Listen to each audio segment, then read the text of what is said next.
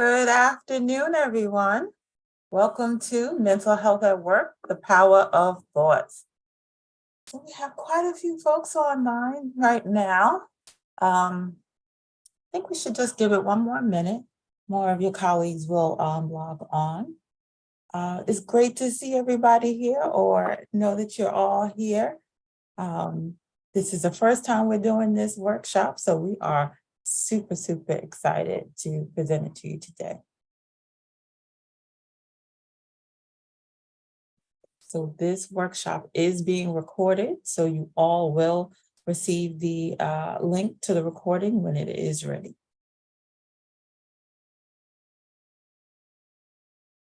All right. So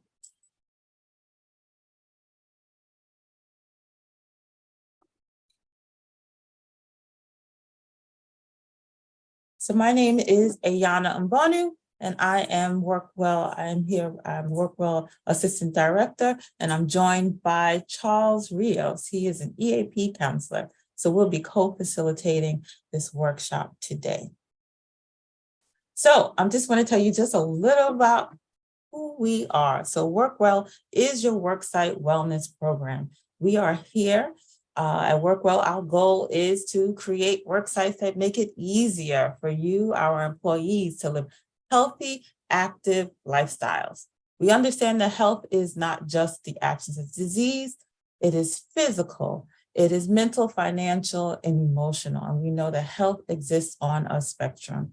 And so we're here for you with health and well-being resources, programs, and supports to help you move more, eat well, be well, take action to prevent disease. And no matter whether you are on your health journey, we're there to support you. And Project Build is one of our newer initiatives. And that initiative is really a goal is to bring more attention to health equity and inequities. So that's us in a nutshell. So before we really dive into this work, we wanted to do a quick centering exercise. Let me tell you why centering exercise is really important. It helps to ground our body and guides our well-being, right? It's the practice of centering. The practice of centering really does restore our inner balance and helps us to really focus. So we really would love to get your full attention today. We know that we have very busy jobs. It's lunchtime, you might be multitasking, you might be having lunch, but we really want to call your attention into this workshop because it's really lots of helpful information we're here to share with you today. So just take a moment with me and let's do this exercise. Really, really quick and easy. So just pause for a moment. I want you to look around you and notice 5 things that you can see around you. So I have my phone turned over so it won't disturb me. It's actually on Do Not Disturb. I have my water bottle, I have a pen here. I have, I see a highlighter and I see a picture on the wall. And I want to encourage you to listen carefully for 5 things that you can hear. So I can hear the traffic on the street. I can hear the air coming through the vents. I can hear my colleagues walking past. I can hear my bracelets, always have my bracelets on. I can count 4 things, but if you can count 5, go right ahead. And notice 5 things that you can feel in contact with your body. So of course I can feel my bracelets. I can feel my watch, my sweater, my pants. I can feel, 4 things. But if you can get 5 again, you go right ahead. And the reason why we do this exercise, because in order to do this exercise, you've got to be totally present, right? And like I asked you in the beginning, we really want your full attention. We really want you to engage with us today through the chat. And so please do, we do ask that you have your full attention today as much as you can. Of course, take care of yourself. If you need to step away for a moment, please do. Okay. So thank you for doing that exercise with me. All righty. So our agenda, we are going to talk about the power of thoughts. We are going to talk about how thoughts and our thoughts are just so very important to our overall wellness. We're going to talk about how to understand cognitive restructuring, how to change those negative thoughts into positive thoughts. We're going to have some exercise to help you challenge your thoughts. And we'll offer you some resources in the end. So let's jump right on in. Mental health, the power of thoughts is part 1. And we're going to ask you to just really think about negative thoughts scream at you, but positive thoughts only whisper. Does that statement sound familiar to you? Do you feel like you get all these negative thoughts, but the positive thoughts are just like a little bit of whisper? But I want you to kind of think about, the fact that we are inclined to engage more deeply with these emotions, right? We're inclined to really engage deeply with those negative thoughts. If we have negative experiences, we're processing it. We're like, why is this happening to us, right? And so it's just very natural that those are the thoughts that really kind of dominate our mind at times. And as a result, we really spend more time thinking of these thoughts. And that's because positive emotions tell us that everything is okay, right? So there's no need to kind of process it or think about them as much as we do those negative thoughts. So these positive moments, although they're precious, positive moments are few because they don't really, dominate us as much. We like, we're okay. We don't have to process it. We don't got to dig into it, right? But we dig into those negative thoughts. So everyone has cognitive distortions or making negative thoughts, right? Out to be more than they are. But having too many is closely linked to depression and anxiety. So I want you to kind of think about this, right? We all have those automatic negative thoughts, right? It's natural. It happens to the best of us and all of us. But when it starts to be a problem for you, when it starts to, control you, it starts to really impact how you live your life, that's when you need to think about, is this a real problem, right? Because we all have it, but then it can become depression where we are not wanting to leave the house. We are spending most time in bed or not socializing with friends, or we are, limiting the things that we do because we're worried that something might happen to us. And these are the times, and it's really important to kind of think about how these thoughts that you're having are impacting your life. So like I said, it's absolutely normal. But when it starts to impact your life, that's when you really need to kind of think about it and see if you might need help. So I have an example for you. Do you see here a birthday cake, right? So imagine it's your birthday and you're expecting a phone call from a close friend, but it never comes. So you call them on their birthday, you think, oh my gosh, why didn't they call me? Don't they care enough to remember my birthday? You might feel hurt, you might feel ignored. You can ask yourself, where did this feeling come from? It wasn't a lack of the phone call that caused the hurt. You can think about, whether it was a lack of, them not calling that actually called that caused you to feel, ignored.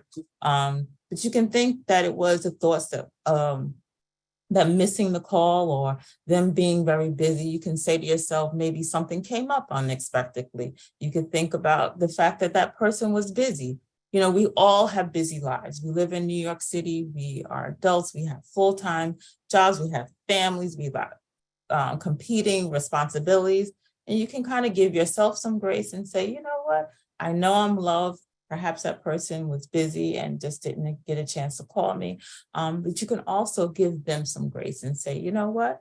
They're busy. They live a dynamic life. And so I'm sure they'll get in touch with me when they remember it's my birthday. And maybe I can even reach out to them because, we all are pretty busy. And so you can think about the fact that when, you have a birthday, you have something really important that's happening to you and someone doesn't call you, it may hurt you. And that's valid. But, think about what else could be a contributing factor. So I'd love to hear from you. I'm going to launch a poll. Give me 1 second.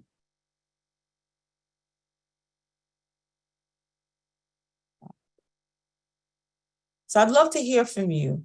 What statements resonate with you here? I can't do this job. It's too hard. I have so much work. I'll never finish it all. I'm not cut out for this work. I feel stuck in this job. What statement here resonates with you? I'll give you just a few more seconds to see. Most of you can respond. This is really interesting. I have so much work is in the lead right now. I'll never finish it all. So we have almost everyone have responded. Okay, numbers are coming in. Right. Numbers are coming in. Okay, I'm going to end the poll because it's kind of quiet now. All righty. So you can see here. So I have so much work, I will never finish it all, came in at the lead, right? And so I feel stuck in this job, came in second, and I'm not cut out for this work, came in third, and I can't do this job, it's too hard. So we've got some very capable people here, but some overworked people, it sounds like. All right, well, thank you for sharing. Thank you for sharing. We're going to have an exercise later on where we're going to take these statements and change them where they're more positive for us, okay?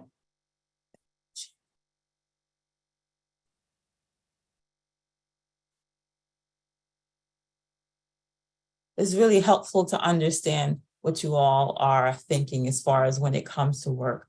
And so, you know, I just wanted to just drive home how powerful our thoughts are. Thoughts play a powerful role in determining how we feel and how we act. If someone thinks positively about something, they're probably going to feel positively about it. And conversely, if they think negatively about something, whether that thought is supported by evidence, they'll feel negatively about it. And it's also really important to really key into our bodies, right? When we're thinking about something negatively, we want to understand how our body is reacting, right? Because when our body and we're upset, maybe our heart is palpitating, our heart is racing, we can control our body and calm ourselves down. Likely, it will likely calm our thoughts down as well, right? The more we're upset and our body is upset, then the thoughts are going to keep on coming, but we can help ourselves by relaxing ourselves. And that's how the centering exercise can be very helpful. Being mindful, deep breathing can all be very helpful as well in managing our thoughts. So I have a little video for you. I cross my fingers that it works.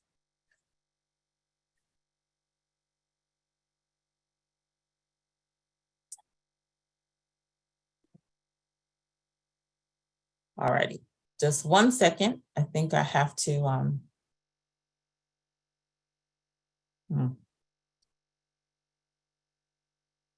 right.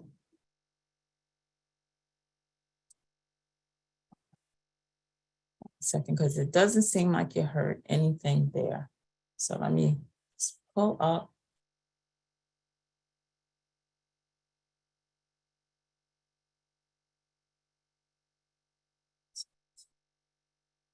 Got a lot going on this screen right here. So I appreciate your, there we go. Appreciate your.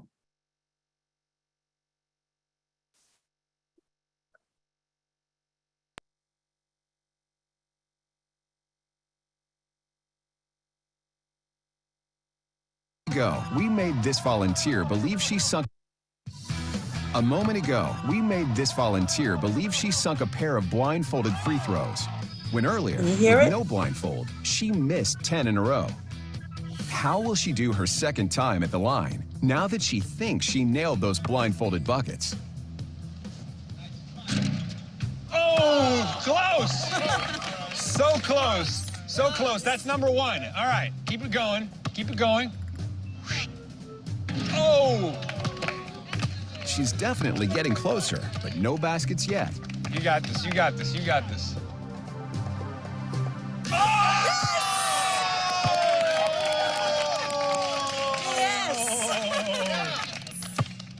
Oh, you.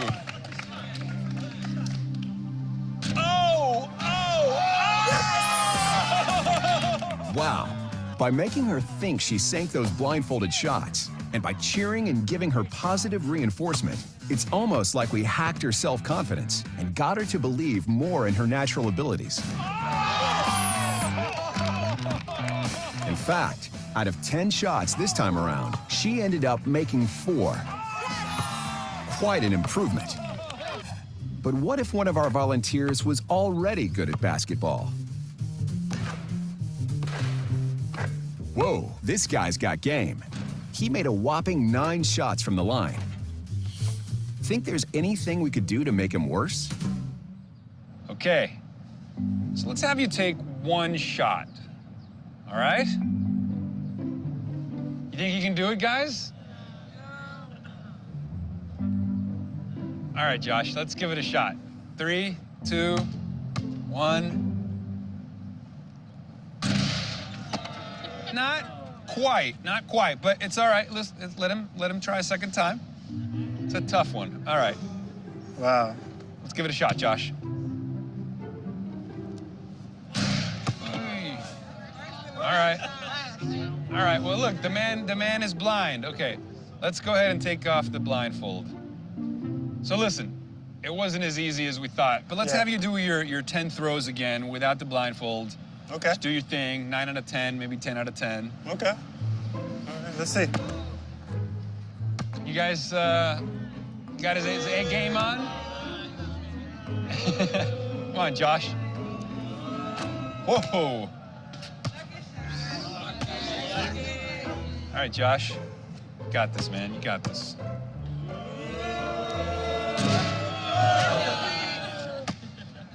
All right, that's 2.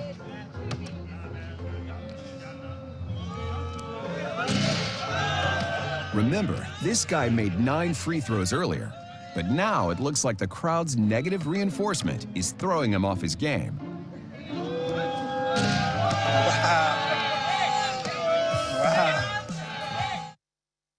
It's everything you wish for. Your site traffic is skyrocketing until this happens. Take 1. How are you? All righty, guys. So Oh, let me start sharing again. All righty. So YouTube has a mind of its own, clearly. So, you'll get the definitely we'll share with you the videos that we're showing in this webinar so that you can watch them in their entirety. But basically the videos and showed you that in the beginning, I know we didn't see exactly in the beginning, but the young lady, she made a lot of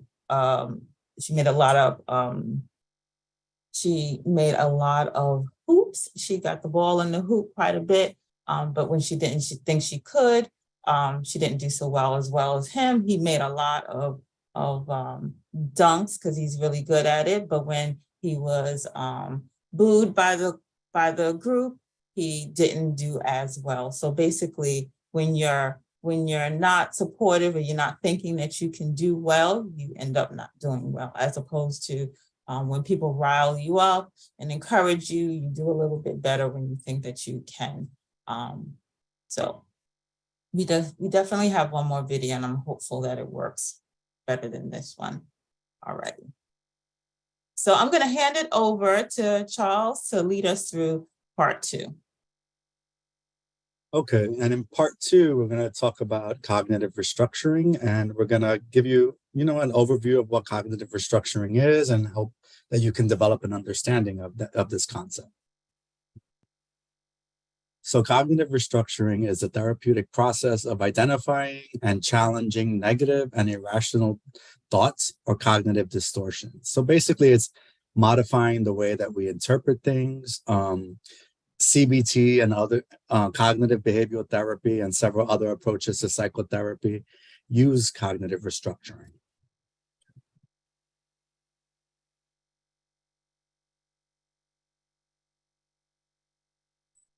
We've got one more video. Definitely crossing my fingers now to make sure, hopefully, that it works well. Okay, Okay. give me 1 second.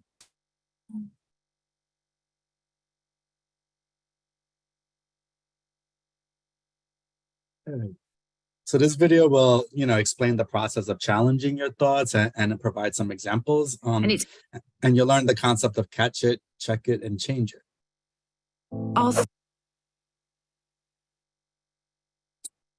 Thoughts, feelings, and behaviours continually affect each other, and it's easy to develop negative patterns where unhelpful thoughts lead to unhelpful feelings and actions.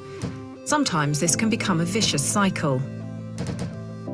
Many of us don't realise that we can influence this process and that this can improve our mental health. The best way to deal with these unhelpful thoughts is to recognise them, challenge them, and see if you can replace them. Some people call this the catch it, check it, change it approach. With practice, this can help us look at perceived problems from a different perspective. For example, you might be worried about an important task you have to do at work, convinced it will go wrong and everyone will think you're a failure. Rather than immediately accepting this thought and feeling even worse, take a moment to catch it and check it. Ask yourself whether there's good evidence for it or if there are other explanations. Try thinking about what you would say to a friend who was thinking this way. Finally, see if you can change the thought for a more positive one. Maybe, I'm prepared, I've put a lot of work in, and I'm going to do my best. Sometimes you will be able to change the thought to a positive one, but don't worry when at other times you can't. There are no right or wrong answers. It's about learning to think more flexibly and be more in control. By catching the thought, checking it, and seeing if you can change it, with practice, you can help break the negative cycle. Hello, we are not able to see the video.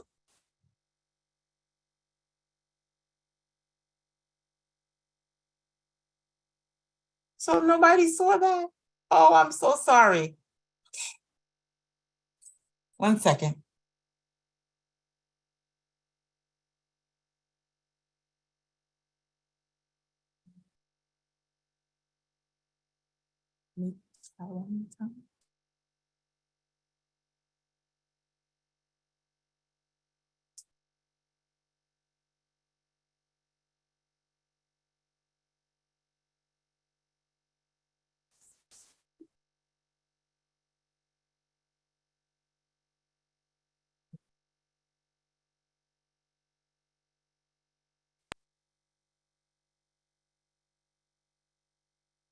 Continually affect each other, and it's easy to develop negative patterns where unhelpful thoughts lead to unhelpful feelings and actions. Sometimes this can become a vicious cycle. Many of us don't realise that we can influence this process and that this can improve our mental health. The best way to deal with these unhelpful thoughts is to recognise them, challenge them, and see if you can replace them. Some people call this the catch it, check it, change it approach. With practice, this can help us look at perceived problems from a different perspective. For example, you might be worried about an important task you have to do at work, convinced it will go wrong and everyone will think you're a failure. Rather than immediately accepting this thought and feeling even worse, take a moment to catch it and check it. Ask yourself whether there's good evidence for it or if there are other explanations. Try thinking about what you would say to a friend who was thinking this way. Finally, see if you can change the thought for a more positive one. Maybe, I'm prepared, I've put a lot of work in, and I'm going to do my best. Sometimes you will be able to change the thought to a positive one, but don't worry when at other times you can't. There are no right or wrong answers. It's about learning to think more flexibly and be more in control. By catching the thought, checking it, and seeing if you can change it, with practice, you can help break the negative cycle.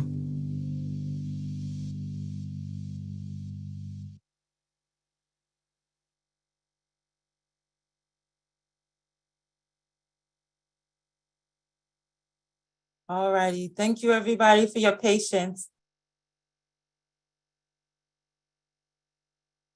So I hope you were able to see the video the second time. I think so. Okay, awesome. All righty then. So Charles, take it away. Okay, so just to summarize that video somewhat and to give a better explanation of catch it, check it, change it, we want to replace unhelpful thoughts by catching it, asking yourself, what am I thinking? Why? Checking it. Is there evidence that your thought is true? Is there evidence that it's not true? Are you exaggerating the situation?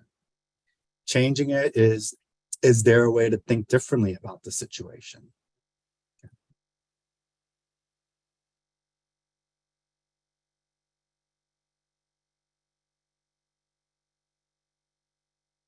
On to part 3, challenging your thoughts.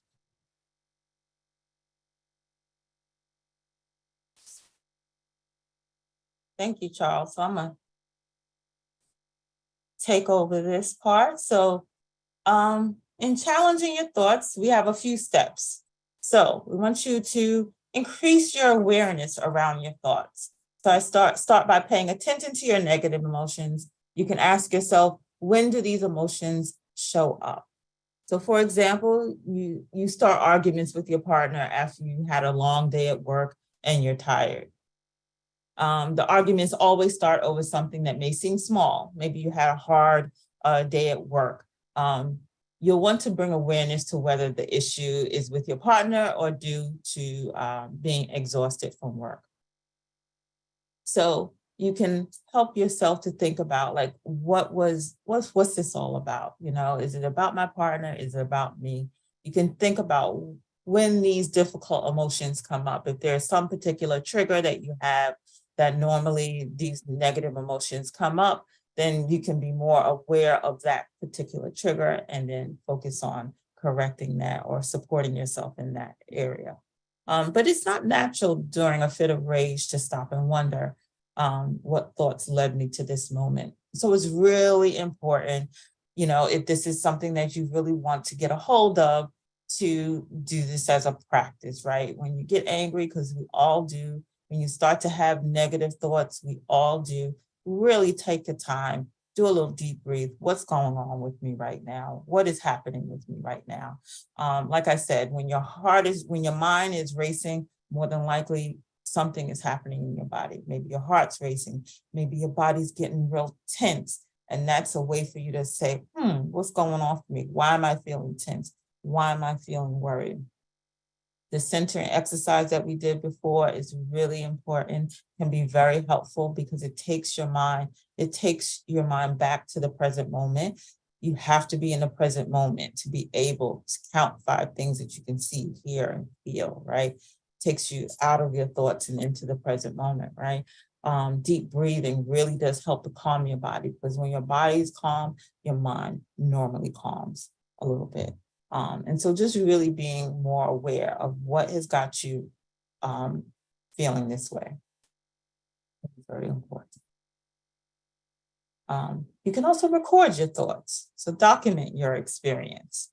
Ask yourself, what is this negative thought that I'm having?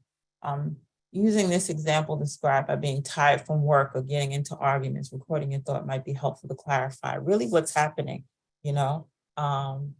Perhaps you can just, oftentimes we write things down. It helps us to have a little bit more clarity about what's going on. It helps us to process things a little bit better. And so really recording your thoughts can help you to kind of figure out, what is this trigger? Is this something that's happening on a regular basis around the same time? Really kind of figure out what your thoughts are and how they are controlling you. Pen to paper can be very helpful. I say assess your thoughts. Consider what evidence you have for your thoughts, right? So that not everything is just, thoughts, but there are some things that have some validity to it, right? So ask yourself, what information is making me have this thought? So let's say, for instance, you're at work and you're understaffed And as a result, your workload has doubled, right? Lots of folks said we have, so in the survey earlier, right? Lots of folks said you have a lot of work, you can't finish it all, right? And so you can really think about what is the evidence for these thoughts, right? Is it that, I am just overworked, that it's just part of life right now because that is the nature of work because we are understaffed? Really think if there's something to what is happening for you.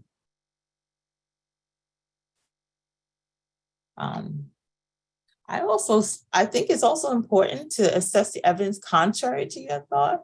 Consider what evidence you have to counteract those thoughts. Ask yourself what else may be true that I'm not thinking about or focusing on.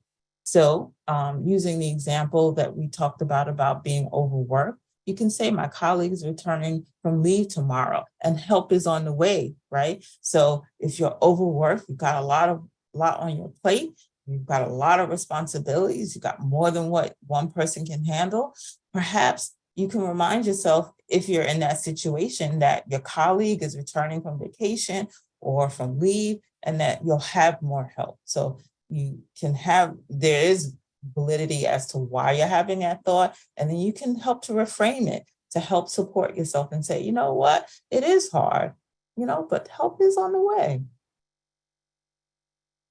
Because we have these negative thoughts, but there's always a silver lining to whatever we're thinking. So create a new thought that is more positive, right? We want to be kind to ourselves. We want to give ourselves some grace. We want to give others grace. So ask yourself, how can I rethink my perception of the situation? So when it comes to being overworked and having lots of responsibilities, you can say, I know this work well, and I'm good at my job. It is a lot, but my colleague will be here tomorrow, right? And when generating alternate thoughts, the goal isn't to be ultra positive, but rather to be fair to yourself, right? Like I said, we've got to give ourselves some grace. We've got to be kind to ourselves, take care of ourselves. Sometimes we are our worst critic, but this is a perfect opportunity to just say, you know what? You're doing the best you can. You've got 7 hours. Put your all in during that time and come back tomorrow. The work will be there for you. It's fine to acknowledge when a bad situation exists. The exaggeration of a bad situation is what you really want to avoid, right? Having lots of responsibilities, having an extra workload, for lots of us, is just what it is. It is what it is, right? And perhaps we have no control over changing that, but we can do the best that we can do in that day, and we can be organized, do our to-do list for the next day, because it'll be there waiting. So here are some examples, and these are all the situations that we had given you in the poll. And so here are some examples of how you can reframe that thought. So the thought or the example that we gave in the poll, the first one was, I can't do this job, it's too hard. There were some people who actually acknowledged that for themselves, right? And they can reframe that thought to say, this is a challenge, but I'll do my best, right? It doesn't take away from the fact that the job is too hard, right? And the person doesn't feel like they can do it, but they can also be kind to themselves and say, yeah, this is a challenge and I am growing, I am developing, and I will do the best that I can. The most common response in the poll was, I have so much work, I will never finish it all. But restructuring that thought, you can say to yourself, I will take it one task at a time, right? Get that to-do list, just keep checking things off. Do it one task at a time, right? I'm not cut out for this work. Some people did agree that is a thought that they have at work. But restructuring that thought, you can say to yourself, I love helping others. Most of us are in helping professions, right? I will do my best each day, right? We are here, we are doing a great job in keeping the city running with all the different challenges that we have every day. living in this busy city, taking care of our families, juggling responsibilities, and you are doing your best every day. Next thought is, I feel stuck in this job. That was definitely something that some folks did indicate that is a thought that they have. And restructuring that thought, you can say to yourself, I have a wealth of experience that is valuable, right? And so whether or not you feel stuck in a job, you have built up skills that are helpful to keeping this city running and helping others. And you have a wealth of experience that is very valuable. And so these are ways to just keep yourself well, and to be kind to yourself, give yourself some grace.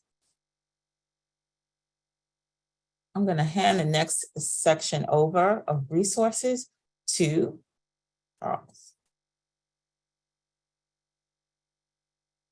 So I'm going to discuss the Employee Assistance Program, or many of you know it as the EAP, just to give you a little bit of an overview of this valuable resources that's available to city employees and their families. A lot of you have heard about us, but may not know exactly how we can assist you. So I want to give you an overview of the program, so that way we can, give you an understanding and encourage you to reach out. Right? So the EAP provides education, information, counseling, and individualized referrals to assist with a wide range of personal and social difficulties. So just so you understand, we, as you may or may not know, there's been an influx of people seeking out behavioral health services ever since the pandemic, right? And because there's been an influx, it's been difficult for people to navigate and the mental health system and to get the services that they're looking for. But as city employees, you have access to the EAP, the Employee Assistance Program, to kind of help facilitate you getting the proper services for yourself. So the EAP provides assistance and support to not only New York City employees, but to their family members as well. We can offer biopsychosocial assessments to identify specific needs for people, and we can provide short-term counseling and referrals and information to people for those looking for long-term services. So typically we provide up to 5 free sessions to kind of give you an introduction of what it's like to do counseling. But if there's something that is ongoing, something that we think that we can refer you to, something that's a little bit more long-term, then we can provide those referrals to you. So if you go and try to look for a therapist, let's say, or a psychiatrist on your own right now, you may encounter difficulty finding one that accepts your insurance. You may encounter or you may find typical wait lists right now are 4 to 8 weeks after you get an initial appointment to start therapy. So navigating those things and could be difficult and could be discouraging, right? So if you contact us, we can help link you with programs and providers that we may have relationships with, and kind of skip that step for you in terms of we'll do the searching and we'll do the referring for you. Right? The New York City EAP offers consultations to supervisors as well. A lot of times we get called on site to different city agencies to do workshops and groups and presentations.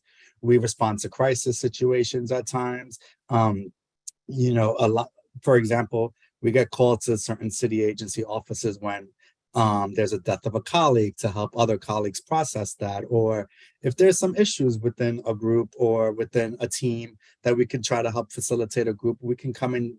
You can request that we come to the offices on site to do that as well. So we can also request. You can also, for supervisors and managers, they can give us a call for consultations if there's a concern over an employee, if there's a concern over, maybe a group of employees and we want to provide services or referrals to them, you can reach out to us as well. So we do workshops and presentations on things like stress management, loss and healing and grief, improving communication, emotional intelligence, uncertainty, stress, a lot of other topics that we can provide workshops for. So we sent out email blasts to all city agencies regularly. So you probably receive emails from us all the time. But again, we encourage you to give us a call to speak to a counselor and schedule an appointment. So all of our services are still remote at the time. So appointments are not in person, they are over the phone or through video conferencing. And, usually what we do is just get a sense of what services you're looking for, what we can refer you to. If we think that short-term counseling will be beneficial for you, if we think that you need something a little bit more long-term. And the great thing about it is that the New York City EAP program and services are voluntary and confidential. So that's really important for some people. They get a little weary or cautious to call us because they think it's connected to their job, but we can't share any information with anybody unless you give us written permission to do so, right? The EAP is a no-cost program. It's free for you and family members, and we continue to build our program and services to fit the current needs of New York City employees. Therefore, if you have a need that's not addressed here, you can give us a call and contact us. When you call the EAP, you're going to speak with a licensed mental health professional. So all of us here, all the counselors here are licensed therapists, licensed social workers that can provide mental health counseling, trauma-informed services, grief and bereavement support, and a lot more. Right? We are open for your convenience Monday to Thursday, from 8 a.m. to 7 p.m., right? So a lot of people will give us a call before their work shift, after their work shift. So that's why we're open to 7 o'clock Monday to Thursday. On Fridays, we're open from 8 to 5 p.m., right? So you can contact us by giving us a call at 212-306-7660, or you can shoot us an email and somebody will get back to you pretty quickly. So we like to get back to people, usually that same day or within an hour or so. So you'll be able to speak to a counselor and schedule a more of a long-term appointment when you call us or email us.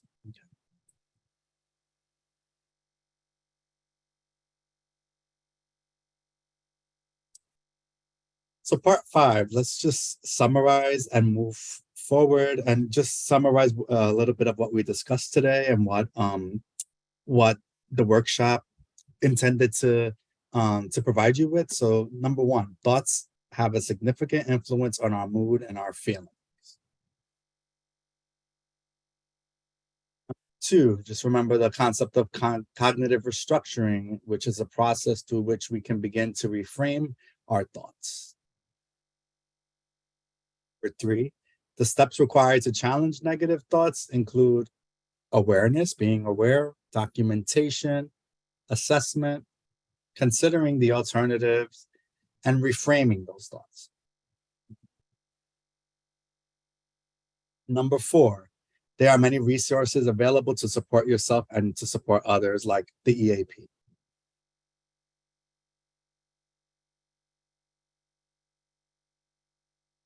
Take a minute to do some reflecting and ask yourself what you will do, right?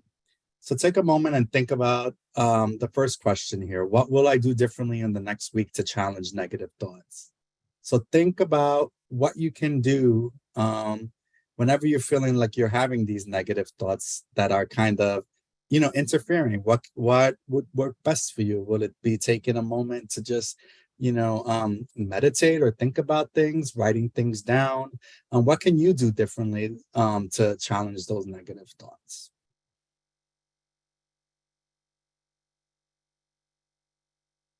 Second question asks, how might you support a colleague or a friend or a family member to reframe their own negative thoughts? When we're speaking to others and they're presenting negative thoughts and they may be communicating those negative thoughts to you, how can you support them in helping them reframe what they're thinking, helping them, maybe get a different aspect or think to a different way to think about things?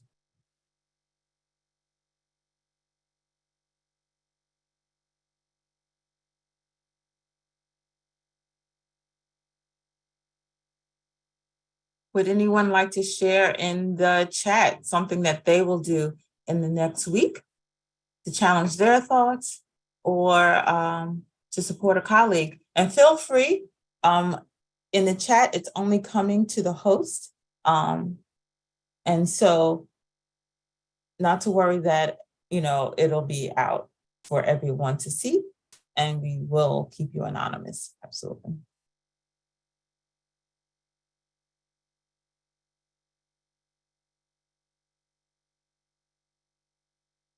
Someone said they're going to commit to taking lunch break and going outside, not eating at your desk. The weather is lovely. It's great to do that. Awesome. Oh, the chat is disabled, so sorry. So feel free to put it in the Q&A and we'll definitely read it out, but of course, keeping you anonymous.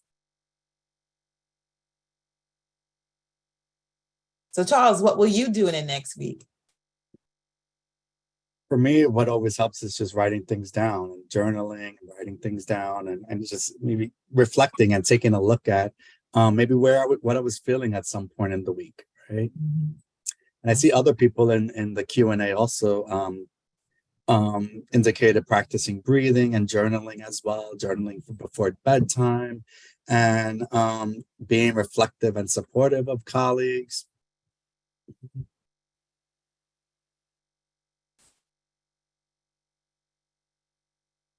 Someone says refrain their thoughts. Oh, the chat is disabled. You know what? 1 second, let me see if I can get it to work. You know what? I'm not gonna mess it up, guys, because you know today was a little bit crazy here, or you know, a little hairy. So let's just work with the Q&A. All right, please work with me. So someone said they're gonna start recording their thoughts. Bringing mindfulness to thoughts sounds helpful, and reframing their thoughts. Normally, this person says what they do is when they have a negative thought. But what I don't want, I change it to what I do want. I love that. And this person said, verbally remind people of their positive work. That's wonderful.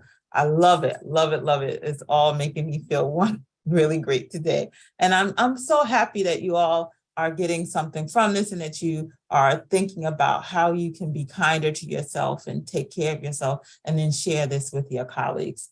Someone else said that assisting a family member with negative thinking and helping to refrain. Yes, share this out widely. You know, whatever that you took away from this, share it with your colleagues, your family, your friends.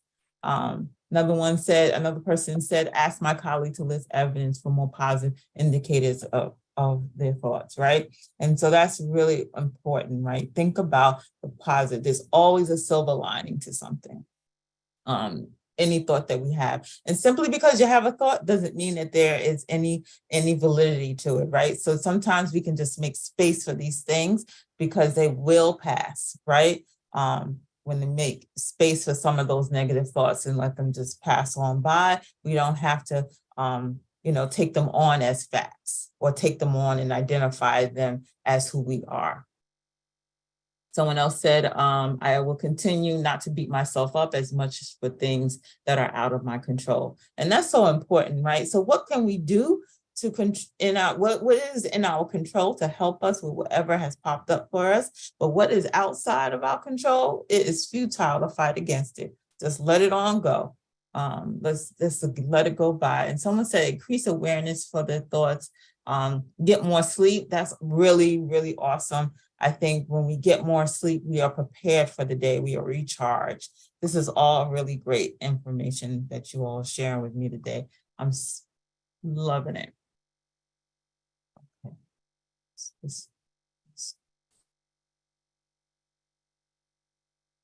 All righty, so let's move on. So, oh my gosh, what's going on here?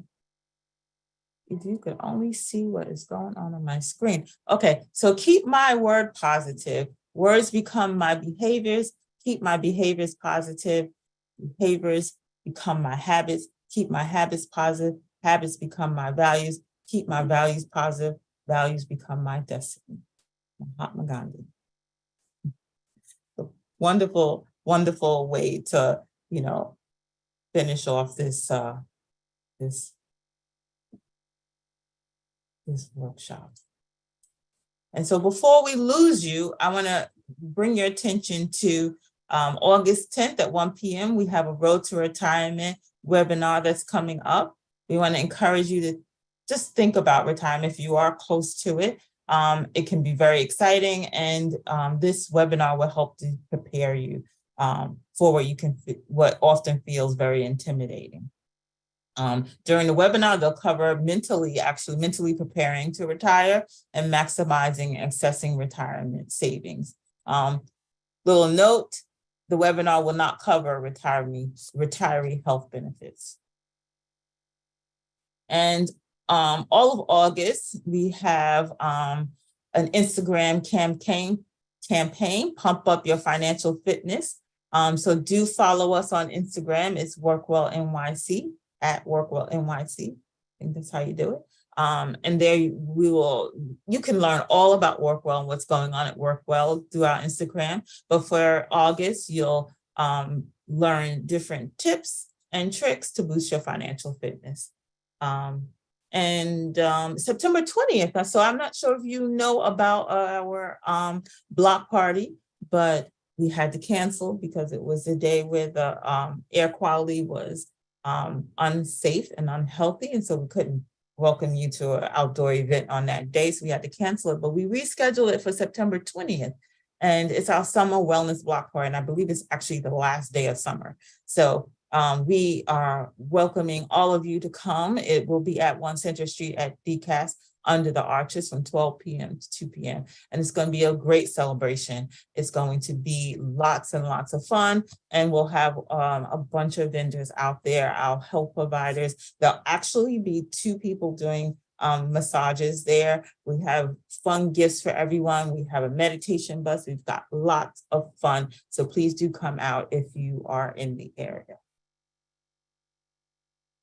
And be the first to know, don't miss out on any of our events and updates. So you can take your phone and scan this code and you'll be added to our mailing list. So please do that. And if you are interested in any of the events that we just talked about, you can just type in, copy this link on .nyc.gov